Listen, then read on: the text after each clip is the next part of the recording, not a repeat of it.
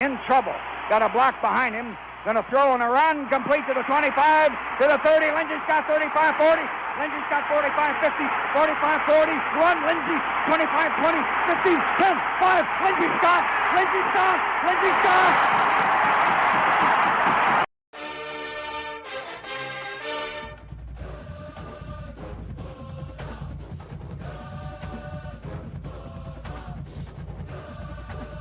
Greetings, everyone. Welcome to Wednesday Night Dogs Down South. I thought I would go with the greetings tonight. I noticed that every intro that I did was always kind of a what's up, everyone. And so I think I'm just going to say greetings from now on. But welcome, everyone. It is a Wednesday night, Dogs Down South.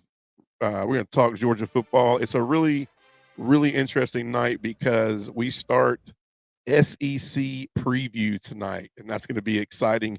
But before we get started, I'm going to bring on some really great friends of mine, Mr. Adam Fisher, Mr. Bobby Riles. What's up, Fish? What's up, Bobby? How you guys doing? Doing good, What's up, man? How's it going? Good, man. We got the crew back. We got the full crew back tonight, man. We're full wishbone 100%. formation. Look at the wishbone, man. I don't know if I'm the fullback or wing T or just the guy who blocks. I don't know who that is, but got the full crew, man. So fun night tonight playing, man. We start SEC preview, which means we are 66 days, man, till Georgia, Clemson, little less than that before we see some just college football in general. I'm excited about that. I don't know what the exact, I know there's week 0 and there's some games. As we draw closer, we'll get closer to that. I don't care what kind of football I see. I don't care if it's Pop Warner, dude. I'm ready to see some football, but we'll definitely hop into that. But, man, let's jump right in tonight, man. So NCAA 25 is even closer to being here, man. Closer. July 15th is our pre-order. Am I right? 12th? 15th is pre-order. Yep. 15th. Yeah. 15th is pre-order. 15th is pre-order. Yeah, if you didn't get your pre-order, there you go. So, go ahead and give EA your money and get your little 3 days ahead of time. I heard you get some, you want to. Right. I heard you get some little cool stadiums and some extra uniforms. And basically, you're just saying, I can't wait. I'm greedy and I'm going to give 30 more bucks. But you know what? I did it. So, and Bobby, I don't know, man. Bobby, did you get the $150 version, man? What'd you get? I got the deluxe, the 99. I think it was, right? Yeah. The very Fish, first. What'd you get, man? What'd you get? I got the 150 because I got Madden and college football.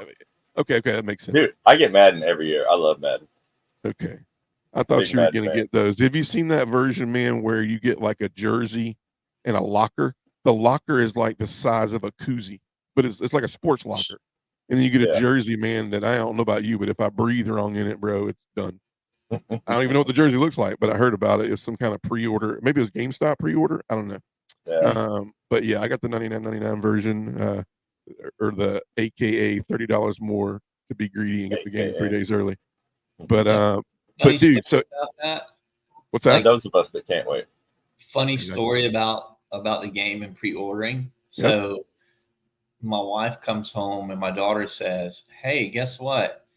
You know how he's always saying he doesn't have money, right? You know how us dads do it, right?" And, right.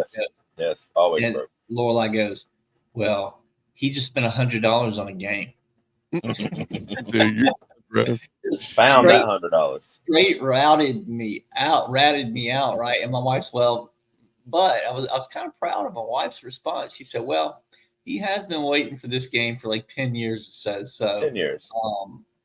It'll be okay. It's the biggest piggy. Yeah. It's the biggest piggy bank savings ever.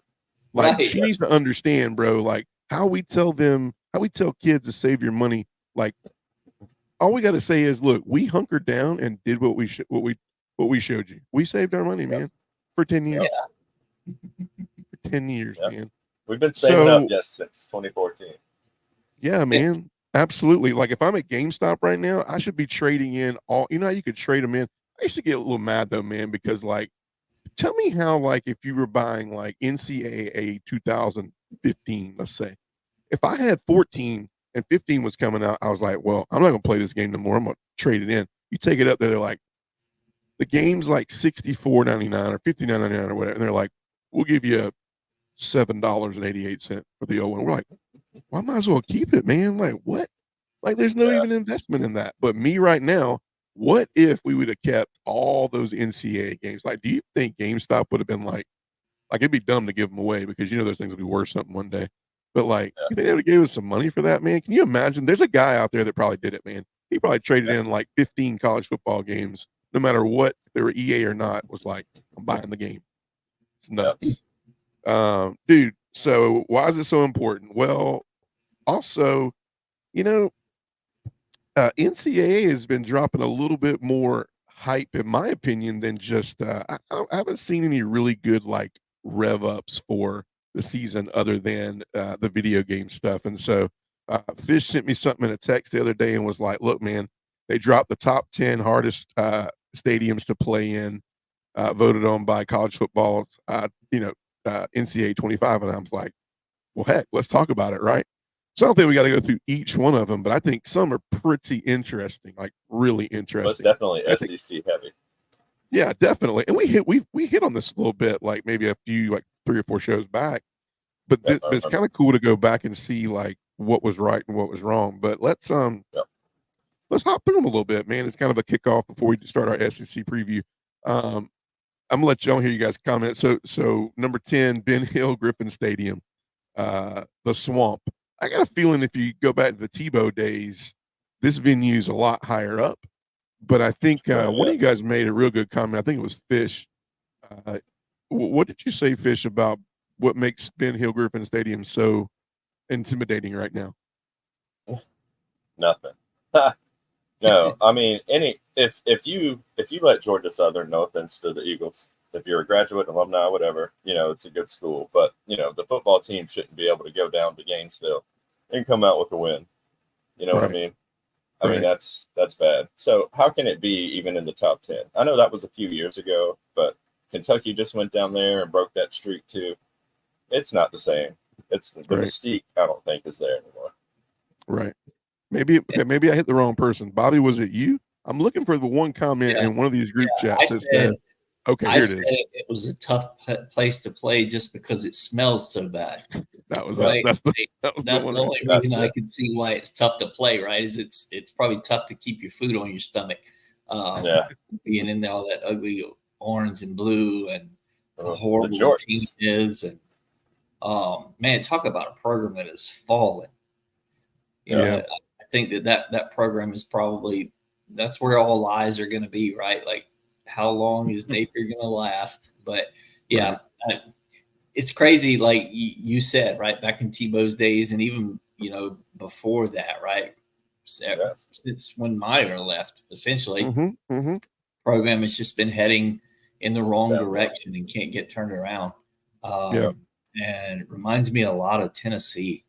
That's okay though, because I think you said it. Tennessee just won its first national championship in his sport in 50. I might be giving them some 15 years. It's 15 last years. Team that won anything, I think, was track and field, women's track and field, in 2009.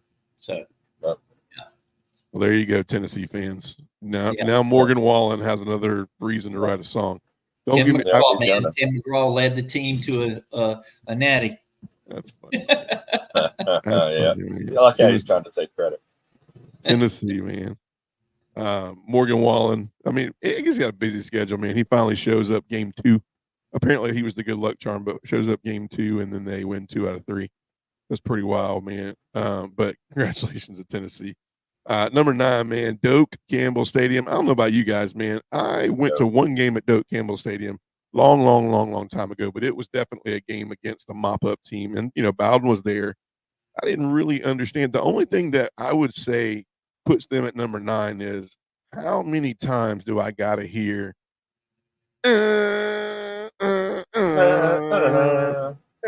like, bro, like, yeah, you're 9 for that reason, because if I'm on the field, bro, I can't think.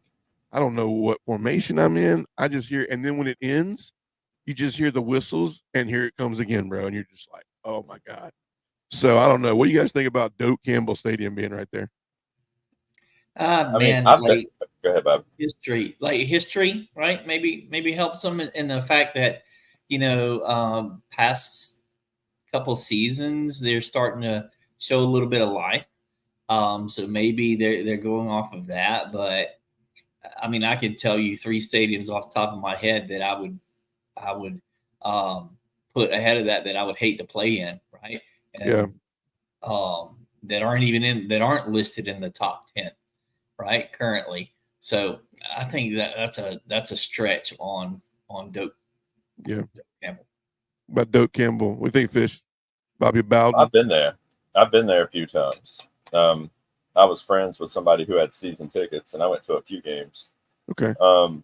So I was at the game the last year they won the Natty when Jameis was there. It was a Clemson game, and it came down to a last-second field goal. And that place, to be as little as it is, because it doesn't have the upper decks. Like imagine, Sanford Stadium without the upper decks. That's basically what the Doak is. And it was surprisingly loud. But I was very underwhelmed the first time I walked into it, though. Like I walked in because, I'm used to Sanford Stadium and like a big grand stadium. And I walked in there and I was just like, whoa, like this isn't what I thought it was going to be. Like the buildup is way more than the actual thing, But I mean, as far as volume, like it was really, that was an astoundingly loud atmosphere, that game. Yeah, you probably were hearing the chop all over again or the chant. The war chant. Yeah. Once every 90 seconds. I think it's relevancy too, though, right now. I mean, back in the, Bowden days and then early Jimbo days, I think relevancy right now plays a lot into these stadiums right here. There's a couple of stadiums on here that have regardless of a winning season or a semi-decent season, they're still very intimidating places to play. I think the next one on here is kind of one of those scenarios is like, why is Gaylord Family Oklahoma Memorial Stadium and in Oklahoma, why is that one? Anytime you look at that, I look at Texas and I look at Oklahoma the same way. They remind me, they're very bowlish. So it feels like those seats, they go back, way far back instead of up, where, more of these new kind of modern stadiums are going straight up. Like they're hard to get up in the upper decks, man, because you are hiking up a mountain to get up there. But these stadiums are more, I feel like they're farther back from the field. But Oklahoma, I feel like, is because you look at Oklahoma, Texas, you look at Red River, you look at those games and things of that nature. The Big 12, they've been a staple in the Big 12. The Stoops days, the running of the what is it? The running of the Boomer Sooner or whatever it's called. Yeah, there it is. There you go. Thanks, appreciate that. I'm at a blank, but you look at some of those things and you go, okay, now I can see why, but like that. So Oklahoma comes in at 8, and you got 7. You got Camp Randall. I totally agree with Camp Randall. Now, I don't know if you guys remember this, but my kid days when Wisconsin was really relevant was the days of. You guys remember Ron Dane? Yes, Big sir. Ron Dane at Wisconsin. I mean, dude, just a massive human being, and that was the days where I really watched Wisconsin a lot as a kid, and those stadiums were like elbow to elbow. I'm curious to see Alabama play Wisconsin and Wisconsin this year. That'll be a good kind of take on what the stadium feels like, because Luke Fickell at Wisconsin, is this the year that they maybe make some more strides? Isn't that an early game? Like early in the season, isn't it week 1 or 2? That's week 2. Yeah, week 2 for Alabama. So pretty big game right out of the box. That'd be a good test. I agree. The one I want to get to and talk about, though, is number 6. It's Beaver Stadium. Now, here's my thing. I think we hit on it earlier. Is Beaver Stadium really now pretty impressive? At 110,889 is what it seats. The whiteout, right? So the whiteout is what everybody kind of sees and keeps in their mind. That's one of the things that NCAA 25 is going to really probably play on to, is the whiteout and that amount of fans. But Penn State, you look at Penn State the past few years, it's like home games, you see them against Michigan, you see them against Ohio State, but I don't know, man, you don't see those crowds much against any other team, So what do you think? There. I agree with that. What do you think, Fish? I think you had a lot to say about Beaver Stadium last time. What do you think about Beaver Stadium sitting at 6? I mean, I think the whiteout's a good gimmick. It's cool. It's something they do all the time. It's, I don't know. They don't win a lot of those games though. Like it's always seems like it's really hyped up, on game day and stuff like that. Like game day goes there all the time. Like whenever Michigan or Ohio State are there, that's where they're at.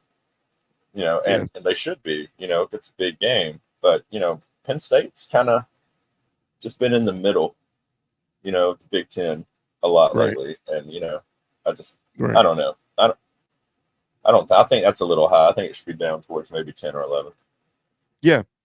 Yeah. And as we get into 5, and I'm up 5 and 4, Bobby, I want you to hop in on this one. So obviously this is where we have Sanford Stadium.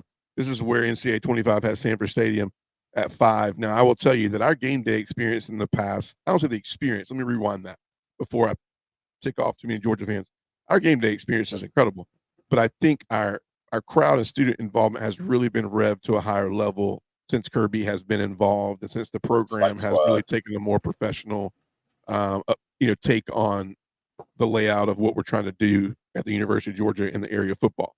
But I mean, man, I've been in a couple games the past few years, and I have never, ever, probably 10 plus years ago, heard that stadium that loud with that kind of atmosphere since I was a kid. And I was at the Georgia-Tennessee game when Stetson did the call me in the end zone. And that was a good one. But, dude, we broke several decibel records in that stadium that day. Bobby, you're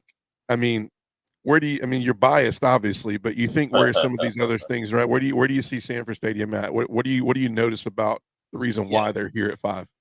So if I try to remove my bias out of it, right, and just an honest take, like a lot of these teams that are in the top 10 are probably more geared toward what's happened in the past 20 years versus recency, right? They're probably trying to avoid recency bias.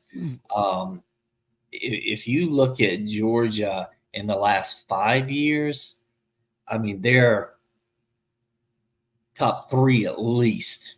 Yeah. At least, right? But if you look over past 20 years prior to Kirby, and even in first couple of years of Kirby, the crowds are just different now. Like the past 5 years, you look at when other opponents come in, how hard is it for an opponent to be able to call out a play? And you're constantly seeing other teams being penalized, right? For jumping off sides, right? A delay of game, right? Having to force them to use timeouts because of crowd noise. To me, those are the things I think of when I think of the toughest places to play. And Georgia has all of those things. Yeah. Right? Georgia has all of those things. So to me, if we're looking about right now, right, and that's the thing, we don't know what they use to measure this stuff, right?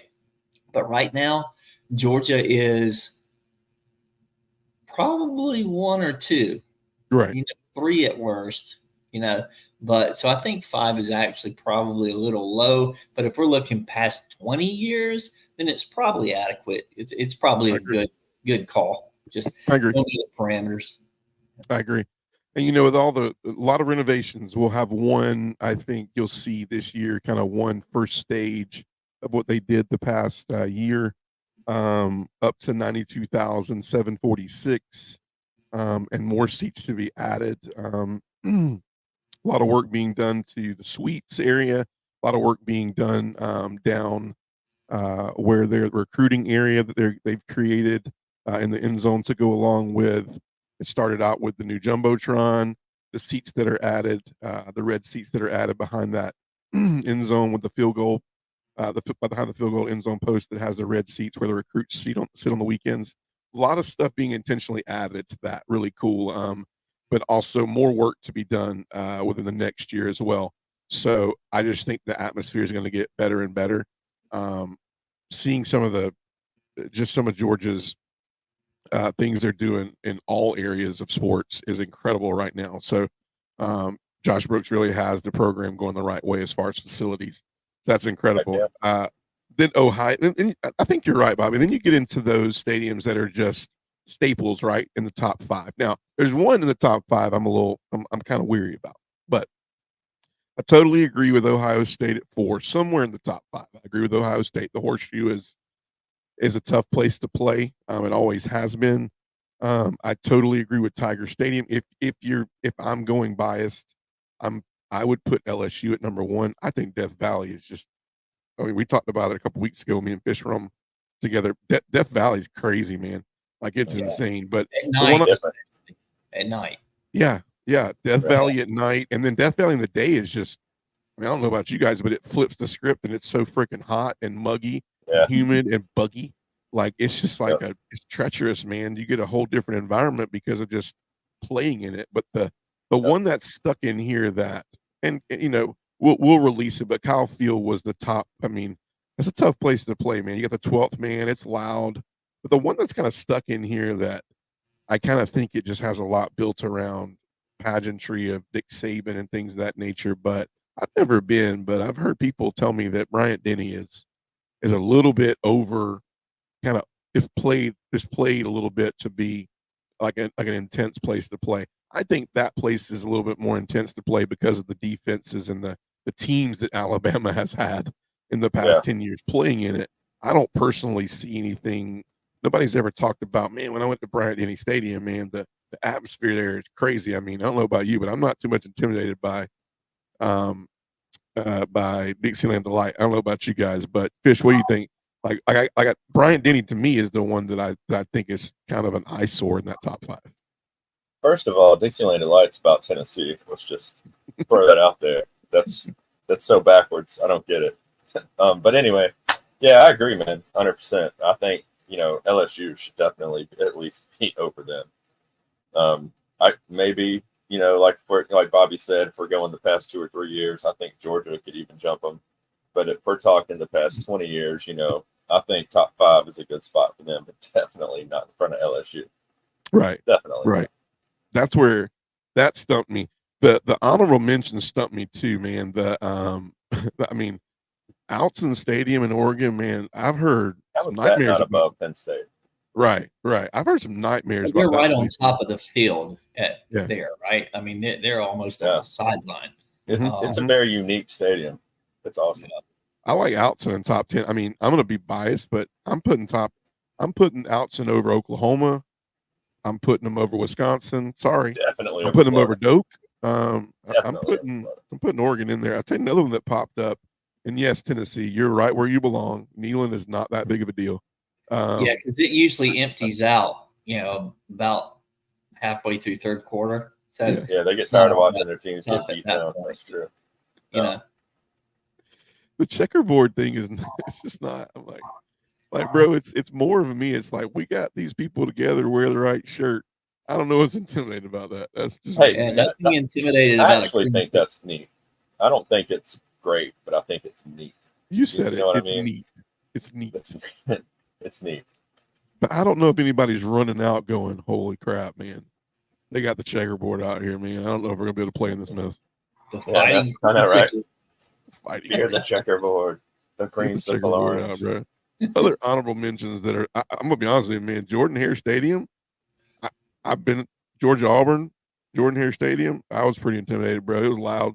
There's crazy folks in Auburn. You'll see that those Auburn games are always scary to me when we play there because that crowd is a massive factor. Like especially they're swaying back and like forth, LSU. and they're loud and really, I feel like having them at 14, they're a top 10 stadium, tough to play in. Yeah, and then I agree. bringing in the rear at 25, man. And the only reason I think they're bringing in the rear is Mississippi State, and it's because of the cowbells. More cowbell. More cowbell. More cowbell, baby. They just brought them in because they're like, dude, we can't leave the cowbells out. But hey, listen, we're gonna hop into SEC preview because we ended on Alabama. We kind of talked about Bryant Denny, and so that's a great place. We're gonna pretty much do these teams in alphabetical order as we kind of get through July and August as we rev into. You got to wait on Georgia. Georgia's gonna be last, but as we kind of rev into what's going on, so we'll kind of stay alphabetical as we can. But let's hop into our 2024 SEC preview. So, first team out of the gate we're going to talk about is Alabama. And man, this is an interesting one right out of the box, right? So now we finally get a chance to dig into. I think the season will be pretty much based all around what's going on with Georgia, what's going on with the previous games, how they're going to look for the following games. This will be a good time to really dig into the talent level that's around the SEC and what we're going to be playing this year. So obviously Alabama, the elephant in the room we can all first toss out there is the most prominent piece of it is the most position coaches that are changing the guard, right? Head coach, OC, defensive coordinator changes. All these names. Obviously, Kalen DeBoer takes over for Nick Saban. The GOAT, Nick Saban. Offensive coordinator Nick Sheridan was not the guy that he wanted. And then you got Kane Womack, who we know a little bit about from South Alabama, but we don't know much about. Heard things, good things, but you're not going to hear bad things, right? Because if you were hired for Alabama, like there's always going to be some opinion. Like what they're writing is the opinion, obviously, of Kalen DeBoer and why he hired him. So it's not going to be bad. He's not going to be like, yeah, man, I hired him because he was pretty much, he's pretty terrible at South Alabama. He's not going to say that. So, as we dive right in, so Alabama coming in, returning standouts, obviously quarterback Jalen Milroe, offensive lineman Tyler Booker, linebacker Deontay Lawson, and then linebacker also play a little bit of a hybrid in the secondary, Malachi Moore. So as we hop in, I want to give you guys a little opportunity. So because a few minutes both, speak a little bit about what do you think as far as like a preview for Alabama. Fish, I'll let you go first. Like, what's your preview for Alabama this year? I think I honestly have them missing out of the top 12. Just because, I mean, every time historically you see a coaching change at this magnitude, like you're bringing in, and there was a mass exodus of, really good talent as well. I think Jalen Milroe is going to have a ton of weight on his shoulders this year because I believe the team's going to go as far as he can take them. And right. Other than a good deep ball and being able to move around in the pocket, I don't know. He's going to have to improve a lot at the short to mid range, passing game. I think the defense is going to be the defense. I don't think they lost a lot, but there's still a lot of those recruits were coming to play for Nick Saban. So they're going to be decent, be foolish to think that they're just going to fall off the map, because that's not going to happen. Right. It's still going to be hard to beat them. But yeah, I think they're going to go as far as Jalen can carry them this year. Interesting. Bobby, what's your take? What's your kind of your little 2-minute synopsis on the preview of Alabama this year? So, just being as honest as I can be, and I know this is going to sound kind of hypocritical, middle of the fence kind of thing, like fence straddling, but I would not be surprised to see them sneak into the playoff, but I also wouldn't be surprised to see them lose 4 games and miss the playoff. Right? They're right there. Yeah, right. I think about what my biggest curiosity is coaching staff, right? DeBoer, he had it at Washington. He was successful, but he also wasn't playing an SEC schedule every week. And so some of the opponents that they faced, he's going to have a tougher go of it with this schedule, just even if he had the same talent, right? Like this schedule playing in the SEC week in and week out is going to be different for him. And I almost wonder is the fact that he came in so late, like how is that going to work with how well he's able to gel with some of the players, even though some of the players coming in late, Right. Right.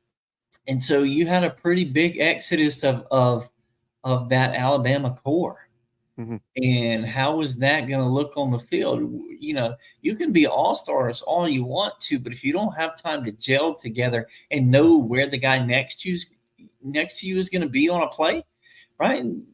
That extra little half a step can hurt you at this level.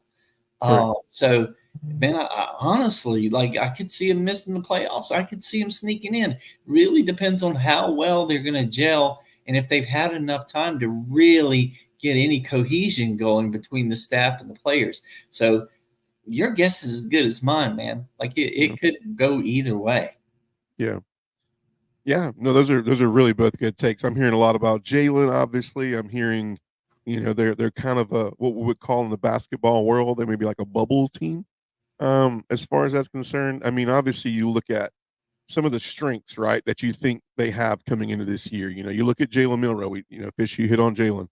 Kalen DeBoer in a Kalen DeBoer style offense. Now, I think what they're going to look at this year, I think what a lot of people will try to compare him to, and this is going to be tough for Jalen, right, out of the box. If Jalen's listening to the media a lot the first 4 games of the year, you're going to hear a lot about Michael Penix, right? You're going to hear a lot about, is this, are they going to be able to get him in some of the scenarios they got Michael Penix in, right? And so that could play with his psyche a little bit. But I think the strengths are, if he can use Jalen Milroe and get him to a place where he is doing Penix style things, I personally think that Milroe's got a better arm and a much better, much more athletic than Penix was. It could be scary. And then you look at the second thing I had down here is running back depth. I love what they have coming back at running back. A lot of talent there. They're deep there. Not a lot of names. I mean, when you look at some of the running backs that were coming, I took terrible notes as far as right there, but I think I had it on standout. So Jam Miller is a name. So A-Day MVP. Jam Miller, yeah. So guy that might stand out. They had a freshman 5-star that was, I think his name was, oh man, I wish I had it right handy, but actually it was between Alabama or Georgia, right? And might see the playing field a little bit, but I've heard that really good depth at running back, and obviously the running backs coach is one of the ones that stuck around after Saban left, and so a lot of good things with the running back depth. And then Deontay Lawson, Jahad Campbell at linebacker. I love, like, the defense. The secondary is still talented. The linebacking core is still very talented. The biggest thing I see being missed, and I said it last week with talent in that defense, is they lost a lot, guys. I mean, you lost Travaris Robinson, which was an exciting coach. That you look at the swarm type, defense they had and the intensity they had. I got a feeling that was a lot of Travaris Robinson, and you got the GOAT, Nick Saban, who had his hand in that secondary for a long, long, long time.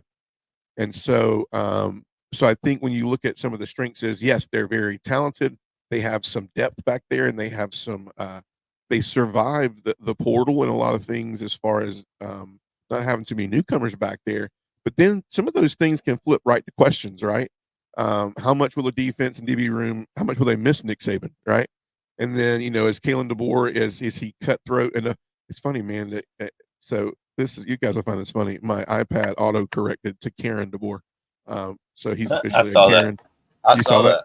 It's crazy, man. So what do you guys think about this? This is a question. What do you guys, I'll let you go first, Fish. What do you guys think about Kalen DeBoer? We know Nick Saban had a little grit in him, got a little fire in him.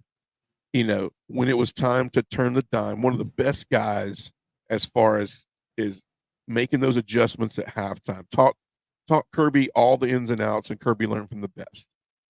But do you guys, Fish, I'll ask you first, do you think Kalen DeBoer has the right grit for Alabama? Is it going to be a let up, or is it do you think it's just not, we hadn't seen it yet? We'll find out pretty quick, because it's trial by fire basically in the SEC, Right.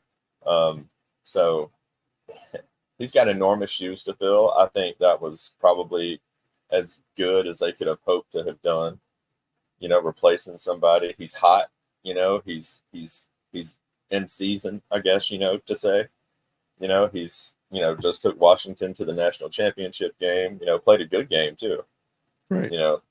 Few plays go different, a few people, a few less drops, Washington might have won, who knows? Right. So I don't know. We're going to find out, he's a kind of a big kind of a scary guy. He's not like real huge, but you can tell he works out, Like he's a little intimidating, I guess. He's kind of intense on the sideline. He's seems laid back sometimes, but then I've also seen him, come unglued a few times. So I honestly, I don't know. I mean, good luck. Yeah. What do you think, Bobby? Do you think he's got the edge? I called it the cutthroat mentality. Like, I feel like that is something that has been at Alabama for a while with Nick, but is that going to be a drop off this year? I kind of have a little bit of a different perspective on this. I think the question is how well can DeBoer relate to these kids that are coming in this NIL era, right? I think that's why you see Saban. I think it's why Saban left, right? It was becoming, with his age and in his principles and his values and what he felt about the direction of the game. I think it made it harder and harder for him. And I think that's why he left. And he didn't really have anything else to prove either. But DeBoer's coming in, he's got something to prove. He's a little younger, right? Compared to Saban, right? Right. So my question is how well is he going to connect with these guys in this NIL era that we're in? Because to me, that's the question, right? Like, so how much influence is he going to have over a kid who's making more money to play this game than he is to coach it? Yeah. And so you really got to see that. Maybe he does well at that. I really don't know. But any leadership position is really about how much trust do they have in the head coach, and what kind of connection do they have in the head coach, right? Are they willing to run through that brick wall for him? Right. And if he establishes himself as that kind of coach, as a players type coach, then they could do very well. But if he doesn't, he could be out in a couple of years. Yeah.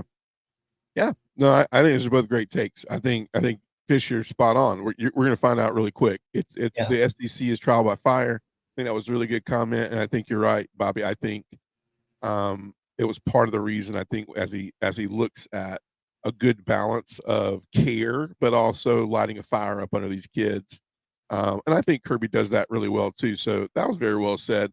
Obviously, some stats as we wrap up Alabama that need to improve, and these are based off of. I mean, the SEC, in my opinion, besides a couple teams, they're kind of the standard, in my opinion, for the offensive defensive categories around college football. But the one thing that stands out to me is offensive passing last year dropped all the way down to 68, which was the first time that Alabama's kind of been out of the top, definitely been out of the top 50, but top 25 in passing yards. So that was definitely something as we come into the season that may be a good thing for Kalen DeBoer, because like I said, they're going to talk about Michael Penix a lot, and can they get the same stretching of the field? Can Jalen connect with some of those deep balls, things of that nature? Only averaging 220 yards of passing, which is definitely not an Alabama standard. And then defensive thing. I mean, rushing, guys. When's the last time you can honestly say, coming off a season, that the number one standout defensive stat is, rushing yards? They're 31st in the league average. They're giving up over 100 yards a game. That's something not a Nick Saban defense that we haven't seen in a long, long time. I think that's why you look back at Alabama and you go, maybe it wasn't the Alabama of old, even though, they did some things last year, but it definitely wasn't the Alabama team of old. And you could kind of see that in Nick, and probably why he retired. And then key games, obviously Georgia at home, Missouri at home. Those are going to be tough ones, man. Even though they're at home, they're tough games. LSU at Death Valley. I'm sure that'll be a primetime game, possibly at night. Yeah, and then Oklahoma, man. I'm just telling you, when we preview Oklahoma, as I was going through some of the preview stuff, it got me a little bit more excited about Oklahoma, man, when we get into them. I think they have some really good players in different parts of the team that are going to present some problems for some teams in the SEC. But for time's sake, moving on, I think some great comments made. I think the biggest things I pull from it is I agree.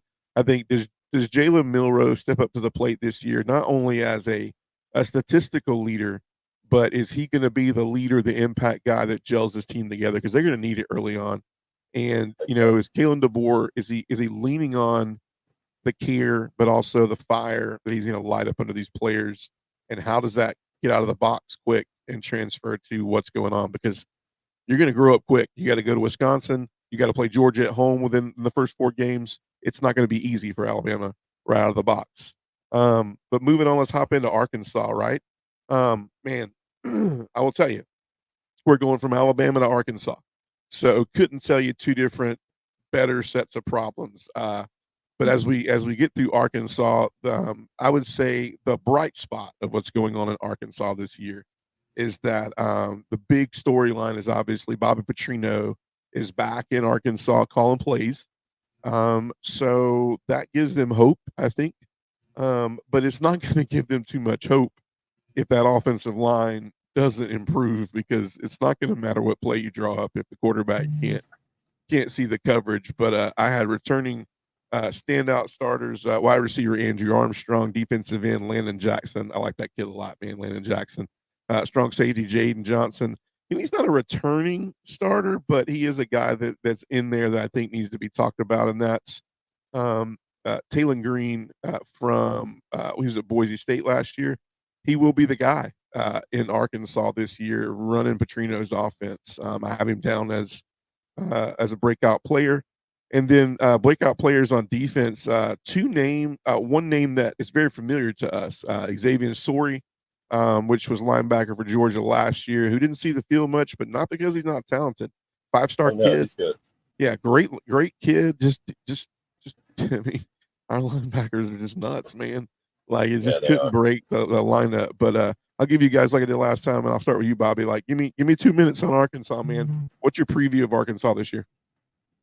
So Arkansas is going to need a lot more offense than they've had. But you got Petrino stepping in, right? Historically has pretty good offenses. And so we'll see, because they're going to need it for Sam Pittman to keep his job, right? His seat is extremely hot. I just don't know.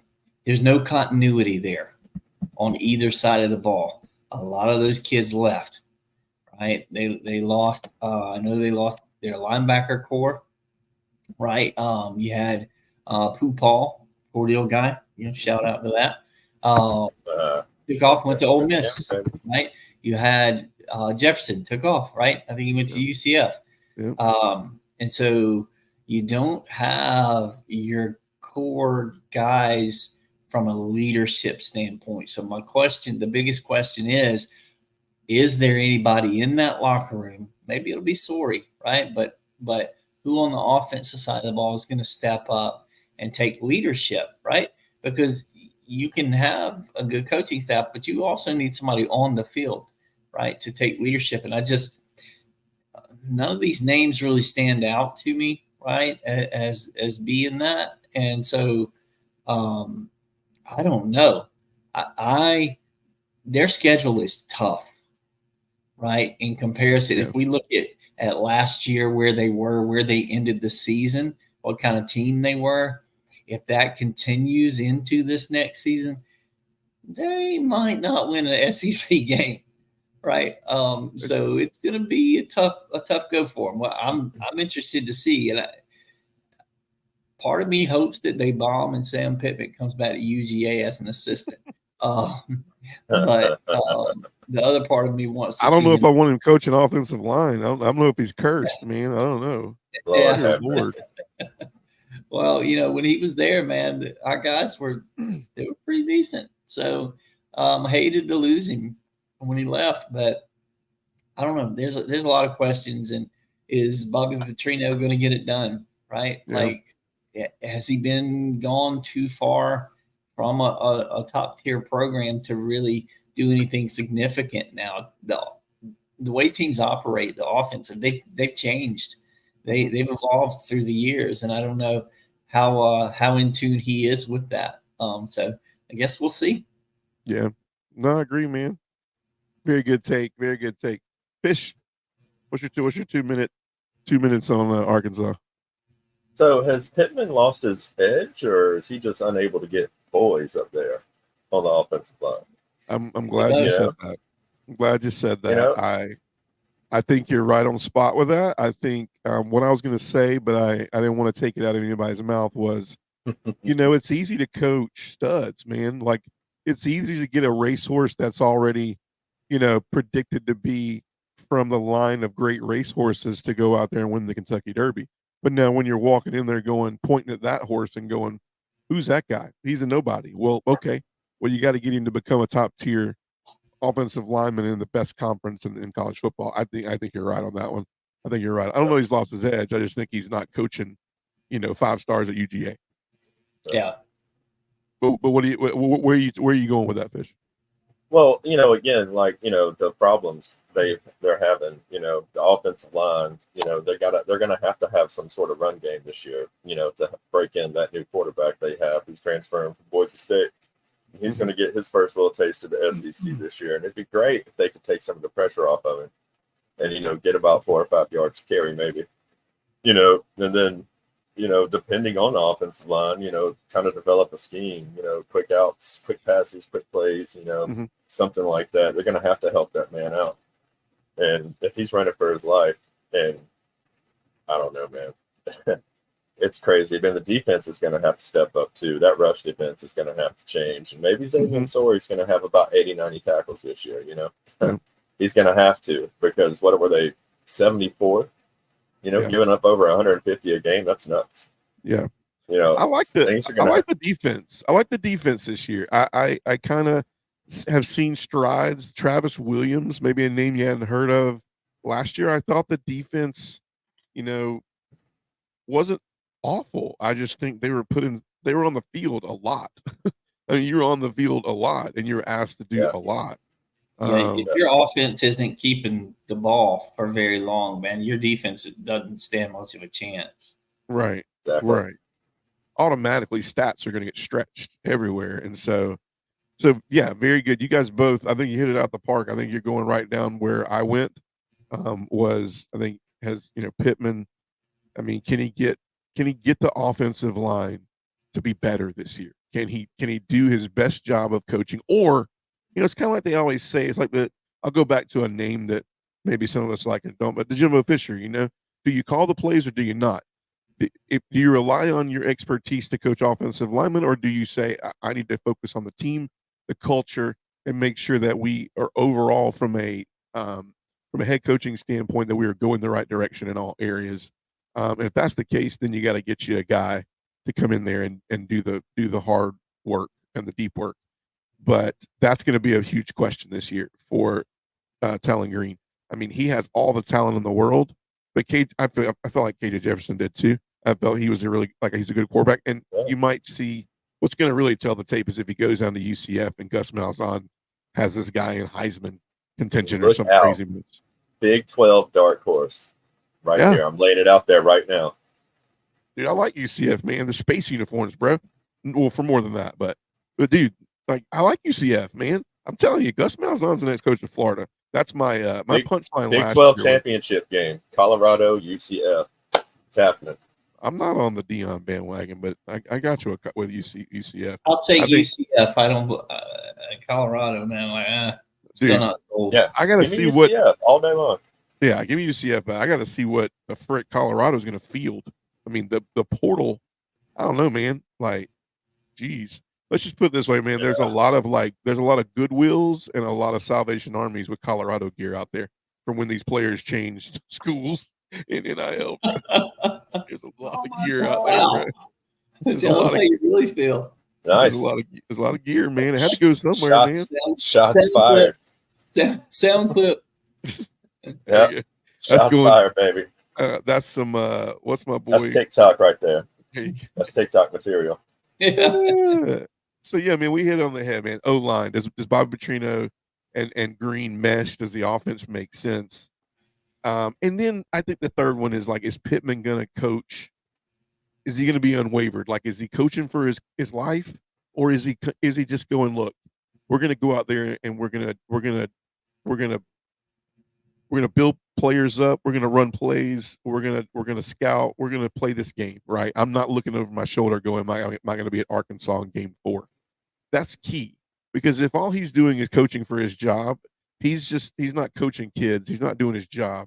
He's just trying to place X's and O's in the right spot for him to stay there another year. So that's huge to me. It's like, you got to trust that you brought in some key pieces.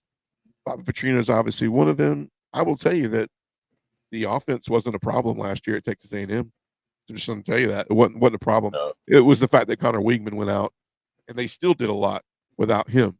But that's a whole other day. But I think you guys all hit it on the head. I think some things to look for. Offensive passing last year. I mean, you think this was in the interview question for Petrino?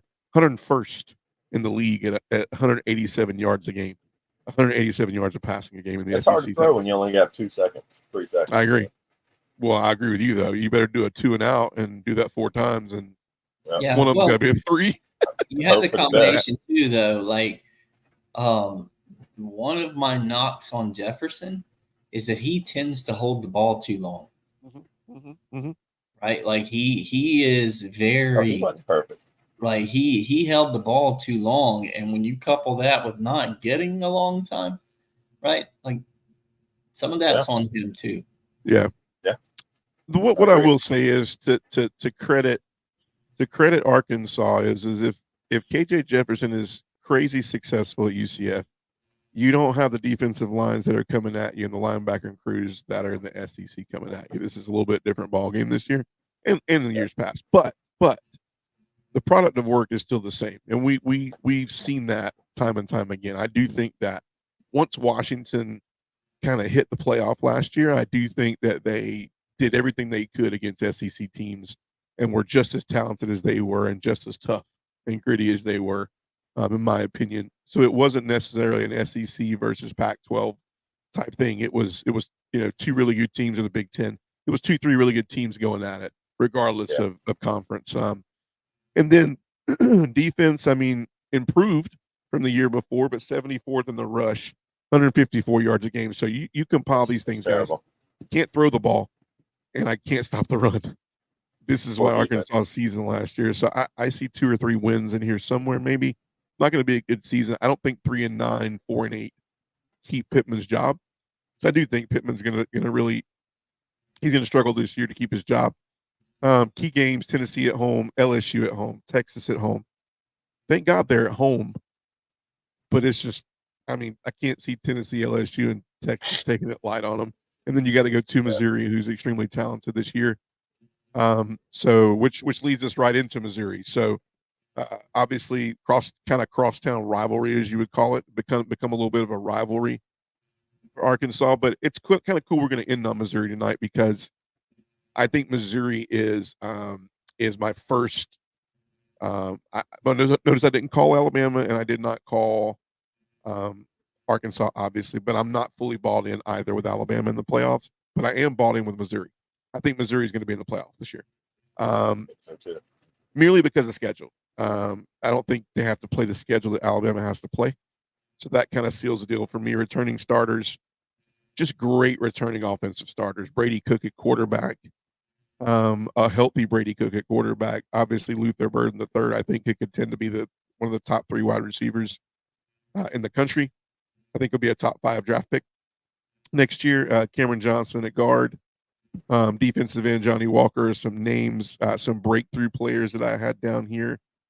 I'm interested to see Marcus Carroll transfer from Georgia State, which will take on a lot of Schrader's, time running the football, which is going to be huge. And then I think a big guy who has to have some good games is Theo Weiss Jr. You got to know Burden's going to get a lot of double teams. So Weiss is going to get a lot of balls thrown his way. And I think as far as he goes is as far as how balanced it has to get to where Luther kind of gets some balls thrown his way. Because I think if they can both be threats, then it can get pretty deadly. But I'll start with you, Bobby. Give me your two minutes on Missouri. What do you like about Missouri? What's your preview for them? If Weiss and Burden stay healthy, they will have a very high-powered offense, right? If either one of those guys go down, that allows them to pressure the other guy, right? Because if you line Burden up there, you're not going to one-on-one that guy, right? Right. Like I think of him as somebody like a Brock Bowers, right? Just on the outside, who's going to, and not talent-wise, but Burden is good. But I'm more like he's a guy that requires you to plan around him, right? That's the similarity that I draw with him and Brock Bowers is that you had to plan around him, and Burden is that guy, like. Right. But as soon as you do that, then you got Weiss you can throw to all day long. If one of those guys goes down, right, then I don't think you see the offense where it can be. But I'm gonna tell you, with a healthy Brady Cook and those two guys out wide, that could be an explosive offense.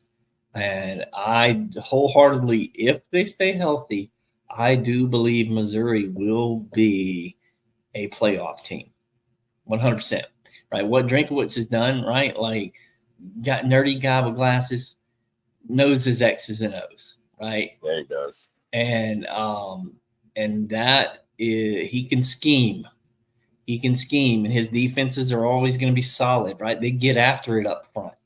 And so I don't look to see anything changing. As long as he continues to recruit at a decent level or at least pull out of the portal, that success is going to continue. Like, Missouri's not going anywhere. And so that's my take on Missouri. Yeah. Fish, what do you got on Missouri? What's your preview, Missouri? I agree, Bobby. They're health is going to be a big thing for them. So I think they're top loaded, but I'm not sure about the depth. Right. Like, I don't know if they can afford to lose anybody on the offensive side of the ball, especially. I think there'll be a huge drop off if they did. Yeah, the easy schedule they got this year is why the main reason I've got them sliding in as the 4th or 5th SEC team, depending on how the season goes. Yeah. Yeah, I'm glad we don't have to play them this year. If we were still on that same rotation, we'd be going up to Missouri. And last time we went there, we didn't have a lot of fun. Yeah. They've got a cupcake schedule this year. Merry Christmas, whatever, happy birthday, whatever they, lucky, because we're on the complete opposite side of that. There's a few teams that just have brutal gauntlets to run through. Yeah, the defense, no drop off, no decline, maybe even improve a little bit. I think the defense is going to be fine, but yeah, the offense is going to have to stay healthy for them to have, a bunch of success. Yeah, really good takes. I mean, Missouri. So I'm not going to say 4, but I have 4 possible teams out of the SEC that can get in this year. I think there's 4 possible spots for them if things land right. I'm not going to call yet who the 4 teams are, but I do think there's 4 capable teams of getting in. So you're looking at about 30, 33, 35% of that playoff pool being SEC teams. But the reason I say Missouri is exactly with you, with Fish. I'm going to go down this really quick. Murray State, Buffalo, Boston College, Vandy, Texas A&M, UMass, Auburn, Alabama, Oklahoma, at South Carolina, Mississippi State, Arkansas. So basically, only thing I said was at Alabama, Oklahoma. So my thing is a 2-loss SEC team is, I think they're in the playoff. And so my thing is you split one of those, you're in. I don't see them losing to anybody else on their schedule. Very easy schedule, but also not. It's not like it's an easy schedule and they don't have a good team. They have a good team this year. Some of the things you got to look for. Obviously, strengths are. I agree with you, Bobby. Luther Burden, Theo Weiss. They both have really good.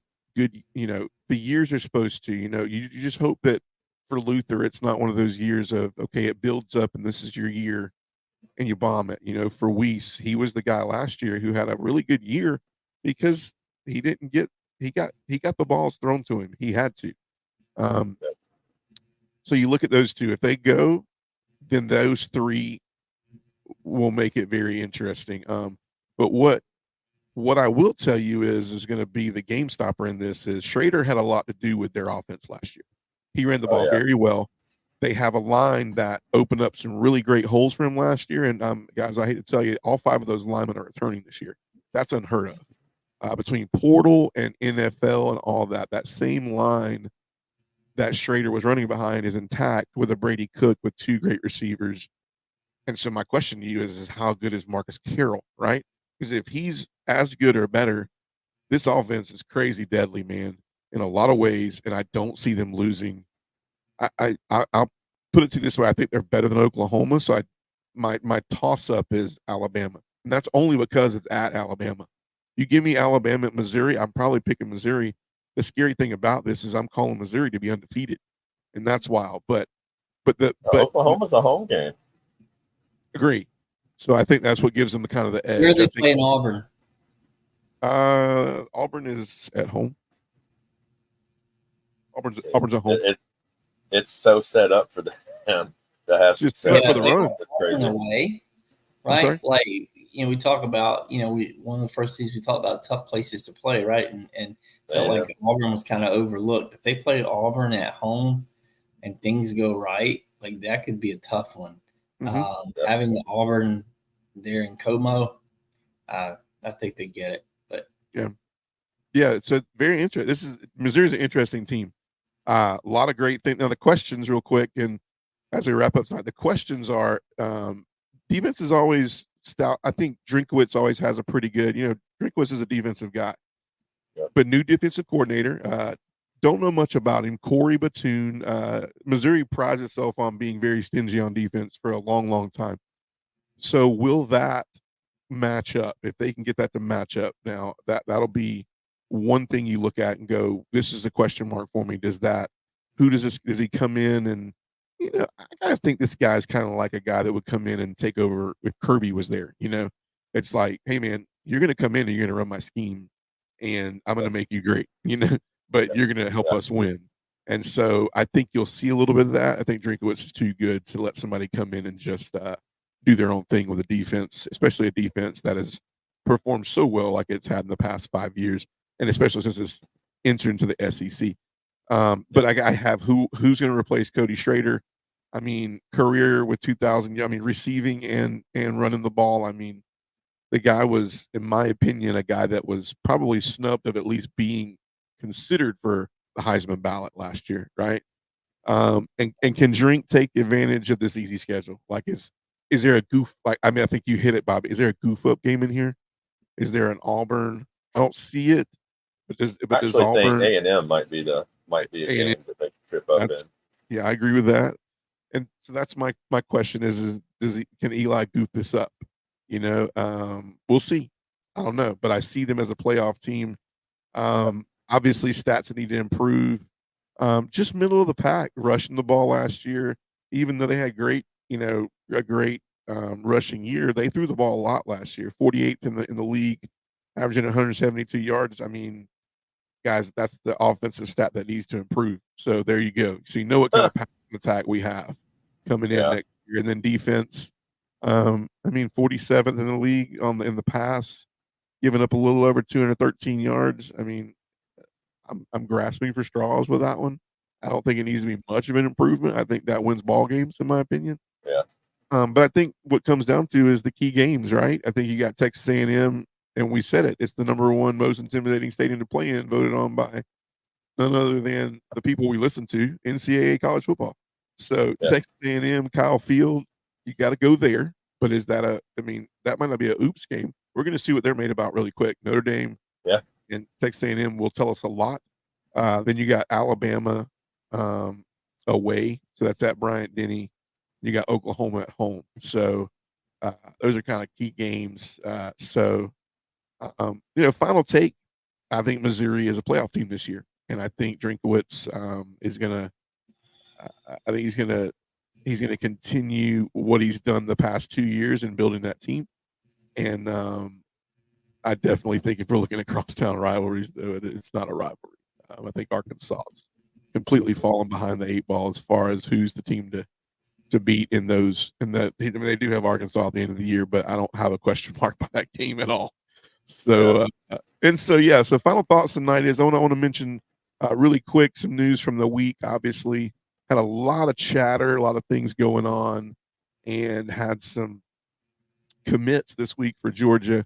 A lot of you guys, even today, have heard some news. Tyler Williams, 4-star wide receiver down here at Armwood, transferred to Armwood this year, here in the Riverview, Florida area, verbally committed today. And I'm hearing a lot of news about a lot of wide receiver signings with James Coley. So we talked about what Coley brings to the tape. We talked about why they're paying Coley what they're paying him, and it's paying off because I don't know about you guys, but I love Brian McClendon, but I feel like this is something that he just couldn't get done. He couldn't get some of these guys that I see lining up right now. And then another big one that decommitted, Isaiah Gibson decommitted from USC. And Kirby Smart there was a joke going around because on TikTok they said call your favorite coach on the phone, and so Isaiah Gibson called Kirby Smart, and I don't think it was a joke, man. I think it was for real. He said, "Listen, don't call me again until you're ready to commit." And so Isaiah Gibson decided to call him the next day and commit.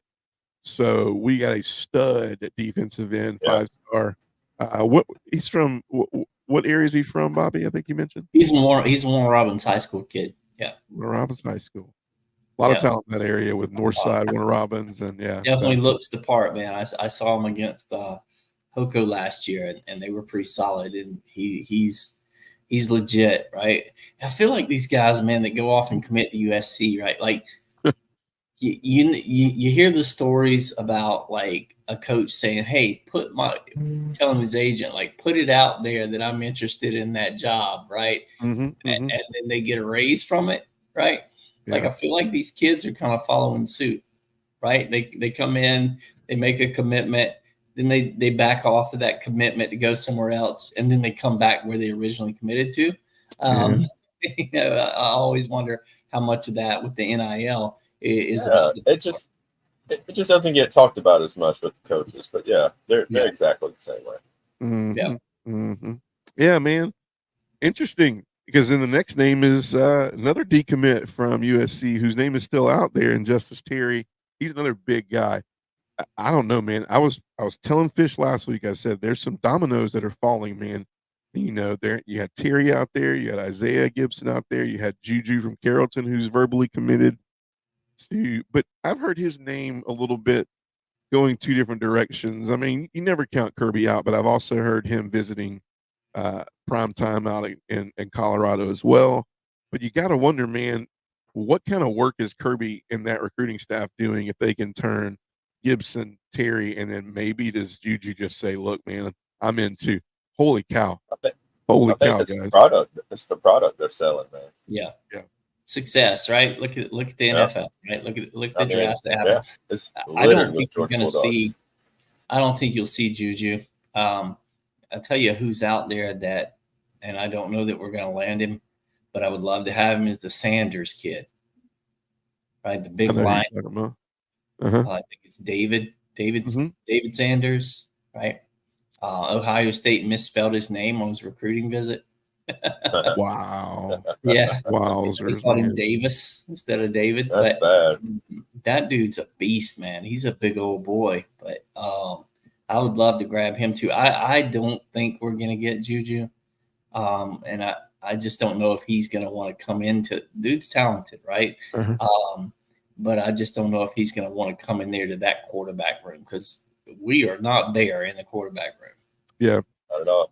Yeah, I like this Montgomery kid too, but so we'll see. Sometimes that can scare recruits off, but if Juju feels like he has it, you know, I know what Georgia's probably telling them. If they're saying, look, you know, when Carson moves on, I don't care what you say, man, it's still a wide open quarterback room, but we shall see. We shall see. So, hey, man, great time tonight. Great time. We started the SEC preview. That gets my blood just boiling because that means we're getting into seeing what these teams are like.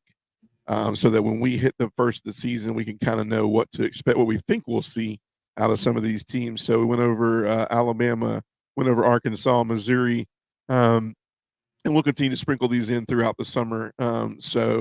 Off next week, but then the following week, we're going to preview Auburn, Florida, Kentucky. So if there are any Auburn, Kentucky, Florida fans that want to come in here and speak your piece, this chat room's wide open. So you please do so. But I tell you, a hot commodity when we talk about Auburn, a hot commodity when we talk about Florida, because two teams that are going, in my opinion, in different directions. I think Auburn's trending in the right direction.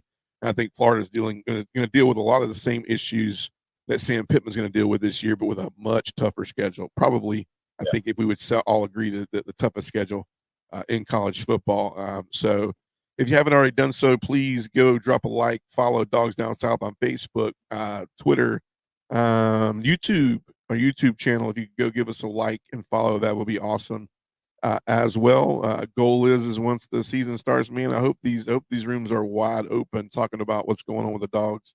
We're keeping content together. I mean, we're just hacking through these 66 days because we, just like you, are ready to actually give you some real strong opinions of what we're seeing going on in the day-to-day and the games that we're playing. So yeah, guys, hey, thanks for joining tonight. Remember, 24 hours from now, follow us on Apple Podcasts. You can ride into work and you can listen to this podcast tomorrow morning. You can't tomorrow morning, but at least, hey, maybe Saturday morning if you're riding to work, but definitely tomorrow afternoon. But Fish, always a pleasure, man. Bobby, always a pleasure. Great to have you back tonight, man. Great to have the wishbone formation. This is officially what it's called, man.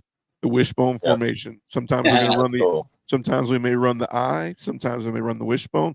Sometimes we got to go single back set. It's kind of boring. No, we're definitely all old school. So wishbone is very appropriate. There you go. Definitely, man. Definitely. Well, hey, guys, man, thanks for joining me tonight. Dog fans, 66 days, man. Join us in a couple weeks. We're going to preview 3 more SEC teams, talk about news around Georgia football. But for tonight, thanks for joining Dogs Down South. And as always, go Dogs. Go Dogs.